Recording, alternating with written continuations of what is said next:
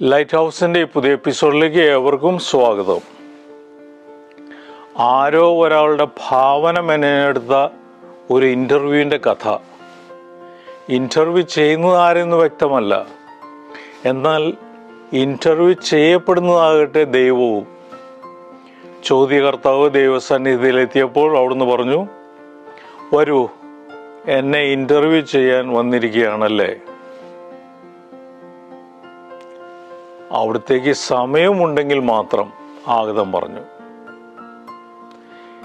എൻ്റെ സമയമെന്ന് പറയുന്നത് നിത്യതയാണ്. ദൈവം പറഞ്ഞു, എല്ലാം ചെയ്യുവാൻ എനിക്ക് സമയമുണ്ടെന്ന് ചുരുക്കം. പിന്നെ എന്ത് ചോദ്യങ്ങളാണ് ചോദിക്കുവാനുള്ളത്?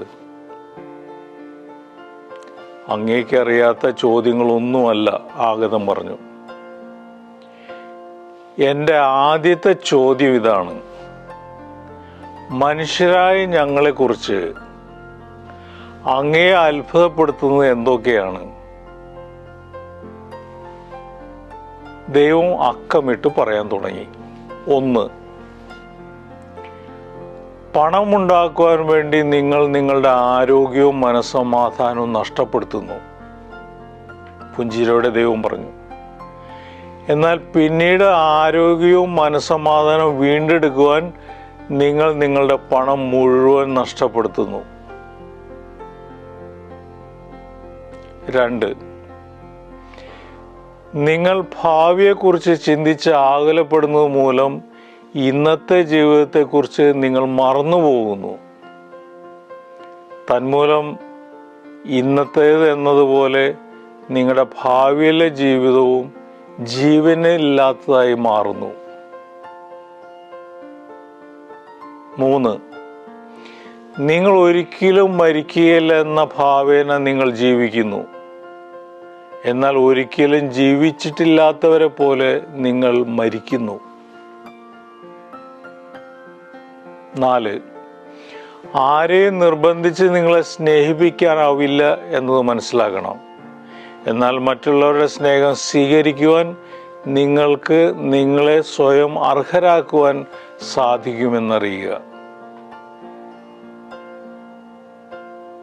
5, മറ്റുള്ളവർക്ക് നിങ്ങളിൽ വിശ്വാസം ഉണ്ടാകണമെങ്കിൽ അതിന് നിരവധി വർഷം വേണ്ടി വരുമെന്നും, എന്നാൽ നിങ്ങളിലുള്ള വിശ്വാസം തകരുവാൻ ഒരു നിമിഷം മാത്രമേ വേണ്ടി വരൂ എന്നും അറിയുക.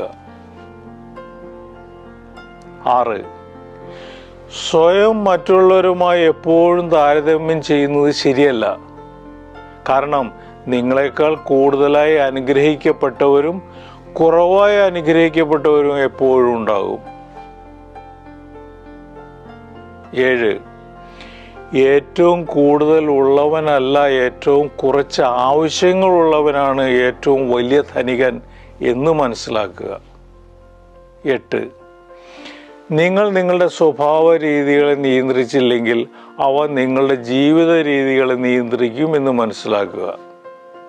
9, സ്നേഹിക്കുന്നവരെ വ്രണപ്പെടുത്തുവാൻ നിമിഷങ്ങൾ മതിയെന്നും, എന്നാൽ ആ വ്രണങ്ങൾ സുഖപ്പെടുത്തുവാൻ നിരവധി വർഷങ്ങൾ വേണ്ടി വരുമെന്നും ഓർമ്മിക്കുക. 10, നിങ്ങൾക്ക് നിങ്ങളെക്കുറിച്ച് വല്ലപ്പോഴും വിഷമം തോന്നുവാൻ കാരണമുണ്ടെങ്കിലും മറ്റുള്ളവരെ വിഷമിപ്പിക്കുവാൻ നിങ്ങൾക്ക് അവകാശമില്ല എന്നറിയുക. 11, നിങ്ങൾ മറ്റുള്ളവരോട് ക്ഷമിച്ചാൽ മാത്രം പോരെന്നും സ്വയം ക്ഷമിക്കണമെന്നും മനസ്സിലാക്കുക. 12, യഥാർത്ഥ സുഹൃത്തുക്കൾ അപൂർവമാണെന്നും ഒരു യഥാർത്ഥ സുഹൃത്തിനെ കണ്ടെത്തിയാൽ ഒരു നിധി കണ്ടെത്തിയതുപോലെയാണെന്നും കരുതുക. 13, നിങ്ങൾ പറയാത്ത കാര്യങ്ങളുടെ ഉടമയും പറയുന്ന കാര്യങ്ങളുടെ അടിമയുമാണെന്നറിയുക. 14, നിങ്ങൾ വിതയ്ക്കുന്നത് മാത്രമേ കൊയ്യുകയുള്ളൂ എന്നും സ്നേഹം വിതച്ചാൽ സന്തോഷം കൊയ്തെടുക്കാമെന്നും ഓർമ്മിക്കുക. 15, ലക്ഷ്യങ്ങൾ നേടുന്നതിൽ മാത്രമല്ല സന്തോഷം അടങ്ങിയിരിക്കുന്നതെന്നും ലക്ഷ്യങ്ങൾ നേടുന്നതിനുള്ള പരിശ്രമവും സന്തുഷ്ടി പ്രദാനം ചെയ്യുമെന്നും അറിയുക. 16. സത്യസന്ധതയും ആത്മാർത്ഥതയുമുള്ളവർ ജീവിതത്തിൽ ബഹുദൂരം പോകുമെന്നറിയുക. 17. കൊടുക്കുവാൻ നിങ്ങളുടെ പക്കൽ ഒന്നുമില്ലെന്ന് നിങ്ങൾ കരുതുമ്പോഴും മറ്റുള്ളവരുടെ കണ്ണീര് തുടയ്ക്കുവാനും ദുഃഖം ശമിപ്പിക്കുവാനും നിങ്ങൾക്ക് നിരവധി വഴികളുണ്ടെന്ന് ഓർമ്മിക്കുക. 18. ജീവിതത്തിൽ ഏറ്റവും വിലപ്പെട്ടതായി നിങ്ങൾക്ക് എന്തുണ്ടെന്നല്ല ആരുണ്ടെന്നാണ് നിങ്ങൾ ചിന്തിക്കേണ്ടത്. 19. നിങ്ങളെ ആത്മാർത്ഥമായി സ്നേഹിക്കുന്നവരുണ്ടെന്നും എന്നാൽ അവർക്ക് തങ്ങളുടെ സ്നേഹം പ്രകടിപ്പിക്കാനാവില്ലെന്നും ഓർമ്മിക്കുക. 20. സ്നേഹം എന്ന വാക്കിന് പല അർത്ഥമുണ്ടെന്നും യഥാർത്ഥ സ്നേഹത്തിൽ ത്യാഗം ഉൾക്കൊണ്ടിട്ടുണ്ടെന്നും മറക്കാതിരിക്കുക. ദൈവത്തിന് പിന്നെയും വളരെ കാര്യങ്ങൾ പറഞ്ഞുകൊണ്ടിരിക്കുവാനുണ്ടായിരുന്നു.